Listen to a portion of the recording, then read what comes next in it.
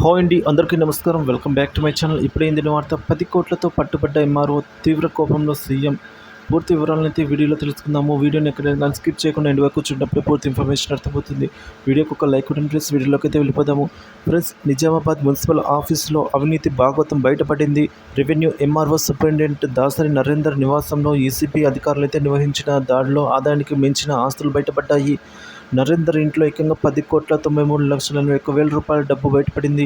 ఇంట్లో ఉన్న నోటు కట్టలు చూసి షాకైన ఏసీబీ అధికారులు వాటిని లెక్కించే ప్రయత్నం చేశారు. సో ప్రత్యేకంగా నోట్ల లెక్కింపు యంత్రాన్ని కూడా అక్కడికి తీసుకుని వచ్చారు. అలాగే నరేందర్, అతని భార్య, అతని తల్లి బ్యాంక్ ఖాతాలో కూడా అక్షరాల 1,10,00,000 రూపాయలు ఉన్నట్టుగా గుర్తించారు.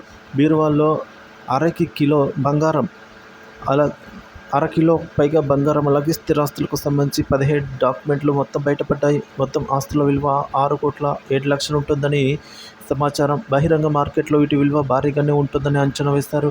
నరేందర్ ఇంటితో పాటు ఆఫీసు, బంధువుల ఇళ్లలో కూడా సోదాలు అయితే చేస్తారు. అదనపు ఆస్తులను వెలికి తీసేందుకు సోదాలు చేసే అవకాశం ఉన్నట్టు తెలుస్తోంది. మరోవైపు ఆదాయం మించి ఆస్తుల కేసులో నరేందర్పై కేసు నమోదు చేశారు. అక్రమ ఆస్తుల కేసులో విచారణ కొనసాగుతుంది. నరేందర్ను ఈ మేరకు అయితే ఇంటితో పాటుగా ఆయన ఆఫీసు, అలాగే ఆయన బంధువుల ఇళ్లలో కూడా సోదాలు అయితే చేశారు. సో మొత్తానికి ఆదాయపు మించిన ఆస్తుల కేసులు నరేంద్రపై అయితే కేసు నమోదు చేశారు పోలీసులు. ఇప్పుడు అక్రమ ఆస్తుల కేసులో విచారణ కొనసాగుతుంది. నరేందర్ను హైదరాబాద్లోని ఏసీబీ కేసుల ప్రత్యేక న్యాయమూర్తి ముందు హాజరుపరచనున్నారు. నరేందర్పై గత కొంతకాలంగా అవినీతి ఆరోపణలు రావడంతో ఏసీబీ అధికారులు రంగంలోకి దిగారు.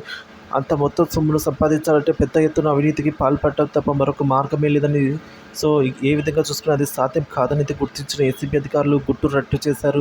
ఎవరైనా పబ్లిక్ సర్వెంట్ లంచం డిమాండ్ చేస్తే చట్ట ప్రకారం చర్యలు తీసుకోవడానికి ఏసీబీ అలాగే TG Hyderabad toll free number 1064ని సంప్రదించాలని ప్రజలకు ఏసీబీ అధికారులు అయితే సూచించి ఉన్నారు.